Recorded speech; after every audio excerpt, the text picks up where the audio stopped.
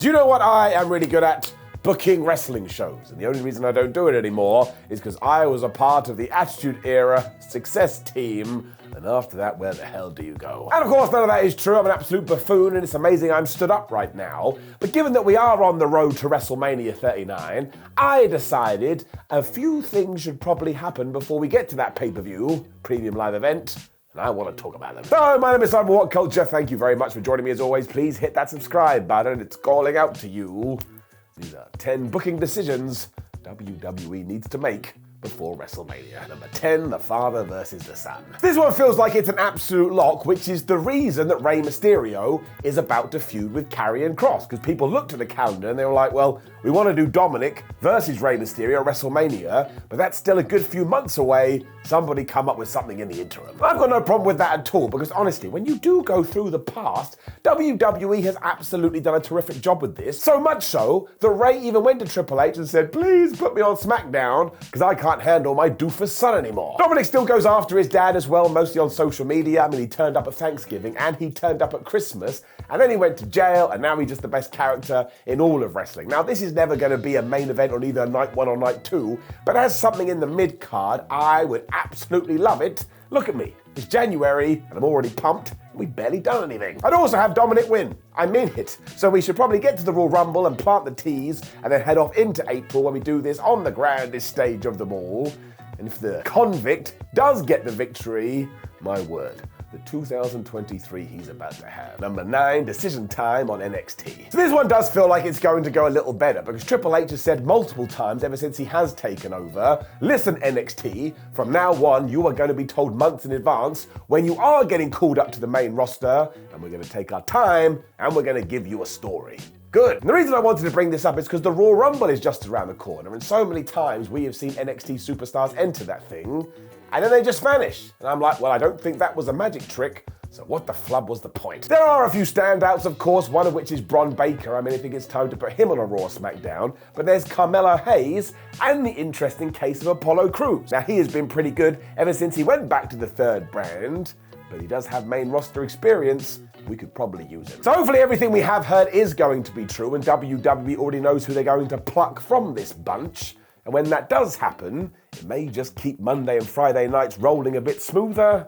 And that's what it's all about. Number 8, Charlotte Flair goes heel. Now, I was actually going to record this video before Charlotte Flair made her big return on SmackDown. And at the moment, nobody quite knows whether she's a babyface or a heel, because even though she won with a handful of tights, she then went on social media and she posted a very baby-faced tweet. So the real key is what we do have planned with her at WrestleMania. Because while I do think she's a much better bad guy than she is a good guy, if we have actually figured out who the Queen is going to face at the granddaddy of them all, then we can actually move her character around and make sure it fits the story. And when you've got that in mind and you can actually look forward, it makes things a hell of a lot easier. Given that she just did beat Ronda Rousey, though, I don't think we're going to do Ronda Rousey versus Charlotte Flair. Also, at the moment, Ronda is a bad guy. I don't think we're going to do the Becky Lynch match for obvious reasons, which gives us 2 options, and they both kind of tie into Rhea Ripley. Because what I would do, given their history together, is somehow put Charlotte and Rhea into a program. Ripley is a super duper mega heel, and I would have her be the person to dethrone Charlotte Flair. Then all of this makes all the sense in the world, because she can finally become the SmackDown Women's Champion and go, ha ha, Charlotte,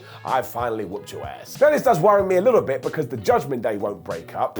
Whoever thought we'd be saying that in 2023? You told me a year ago I wouldn't have cared, but now, I love it. Number 7, Shayna Baszler challenges Ronda Rousey, which ties directly into the last entry, because I pondered this for a good few days. Like, why would Ronda Rousey lose the championship, especially so soon coming to WrestleMania? Then I realized it's because the other match is looking at you right in the face. And we know that Ronda has wanted to do this for ages, so again, why not do it on the biggest stage?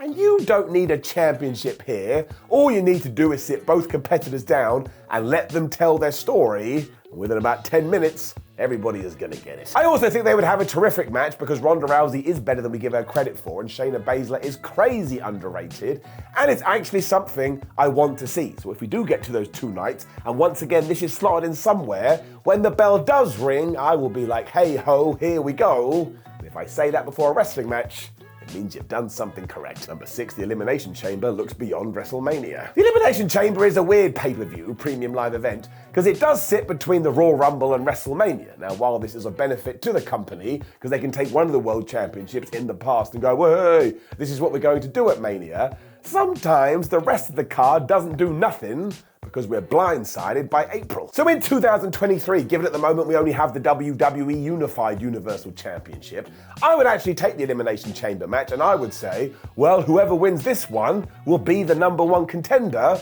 coming out of the back of WrestleMania, and then you can start to tell stories before Mania that you can then continue once it's done. That sounds smart to me. It would also give the Elimination Chamber some lasting impact throughout the year. And I think sometimes people just totally forget about this show because, again, it gets usurped instantly. So if life is all about trying new things, let's try this one. Number 5, Bray Wyatt actually wrestles. Now, I've been totally cool with how long WWE has taken with Bray Wyatt because there's so many stories in wrestling. If he is going to be your long-term storytelling guy, just put your feet up and let's see what's going to happen. But of course, eventually we do have to do something with him, and it does sound like at the Royal Rumble, he shall be in a pitch black match with LA Knight. Now, I do need to know the rules of such a contest. It does worry me just a little bit. But once again, we're always thinking outside the box when it does come to Bray, so you may as well give this a go. But once again, we have to have our eye on WrestleMania. Because the last time Wyatt popped up at a Mania, there was a box-like structure, Randy Orton beat him, and there was black goo coming out of people's faces. Also, when he walked into that match, he was flipping burned. The big reason for all of that is because there was no story, there was no intention. We were just pulling ideas out of our ass. That's the main reason I've come up with an entry for this one. Let's continue to tell the Bray Wyatt story, but actually know where we're going, and that means into WrestleMania 39. And beyond. Number 4, Rhea Ripley wins the Royal Rumble. So this goes back to what I was saying about 5 minutes ago. Let's make 2023 the year of Miss Ripley. Because if she does win the Royal Rumble and then goes on to beat Charlotte Flair at WrestleMania, she will be a made woman, but you can do it the other way as well. I mean, WWE has teased that Rhea may want to go after Bianca Belair, and that is totally fine with me. As long as we get to SummerSlam, she's some form of the WWE Women's Champion, I'll be a happy panda. I just don't know what we're waiting for now. Ever since she's been part of the Judgment Day, she's been one of the best, if not the best parts of it, and she's already proven that she's over with the fans. She also has this like end-of-level boss quality, so if you wanted to make her the female Brock Lesnar, I ain't gonna argue about it. She should crush everyone. I also like the idea that Dominic could be her manager, but he's an absolute weasel. That makes me chuckle too. So once again, this is just me throwing it out into the ether, because if we don't do it now, my question would be, when? Number 3, the Usos lose their tag belts. Now this one can actually be argued, because if we take the title literally, it's things WWE should do before WrestleMania 39, but there is a damn good plan B here. Get to the show of shows, do the Usos taking on Kevin Owens and Sami Zayn, have the good guys finally become super duper friends again and win the championships, and I will have a good old cry. Of course, the other side to this does come with the Elimination Chamber pay-per-view again, premium live event, because that's going down in Montreal, Canada. Now, once again, we could do Roman Reigns versus Sami Zayn as the bloodline does implode, but if that isn't on the plans right now, maybe you should do the tag team match there, because of course, Kevin and Sami are going to be treated like heroes, given that they will be home. That's something I need to see. Remember Hogan versus Rock? I actually think it may be a bit louder. The best part of all of this is that we do get to sit down here and kind of ponder it by scratching our chins, and it's a reason why we should applaud Jimmy and Jey Uso, as well as Kevin Owens and Sami Zayn, because they did such good groundwork in 2022. We now have a bunch of options. Believe you me, there was a time when that wasn't true. Number 2, Sami Zayn wins the Men's Royal Rumble. And this is why I am torn from the insides, because when I sat down and thought about it, I was like, you know what? Let's just go all in with Sami Zayn. No, I don't think the WWE is going to do this, because I think they have their mindset on Roman Reigns versus The Rock if they can get Dwayne Johnson, and if not, maybe they'll do Cody Rhodes versus Roman Reigns. But really, when you sit down and look at the story, what is the fairy tale ending? The bloodline turns on Sami Zayn before he climbs back up to the top and beats the head of the table and becomes the champion. And no, look at my face, I'm not joking. I mean, let's just say the powers that be are totally against Sami winning this championship. That's still okay. A tragedy is just as good as a success story sometimes. And if he was the last man standing in the 30-man over-the-top battle, whatever the hell you want to call it, and then he lost to Reigns, I'm going to be on the floor. I don't believe it. He came so close. Why did you do this to me? I'm repeating myself now, but I just think given everything that happened over the past 12 months, we've got to give Sam something. And to me, a Royal Rumble win, I tell ya, I would be, well, I'd be pleased. Which of course ties into number one. He then leaves the bloodline. So I kind of went a bit too fast with that last one. I gave too much away. But this is basically what I'm telling you. As we move into WrestleMania 39, Sami Zayn should win the Royal Rumble, and the bloodline should go, ha ha ha, see ya, pal. I mean, the justification is right there, because Roman can be like, well, you're gonna give up your number one contendership shot, right? And Sam's like, yeah, of course I will, but please don't make me. And there's a bunch of stuff you can do with Kevin Owens as well. He can be the guy saying, no, damn it, you need to go for it. I think if nothing else, I just want to see all these things happen, even if we do not get to the point where Sami Zayn is on the top rope holding that championship aloft. I just don't think we'll have another opportunity to do it. Now, obviously, when we take a step back, none of this matters. Wrestling is the most important of the non-important things, but don't pretend otherwise.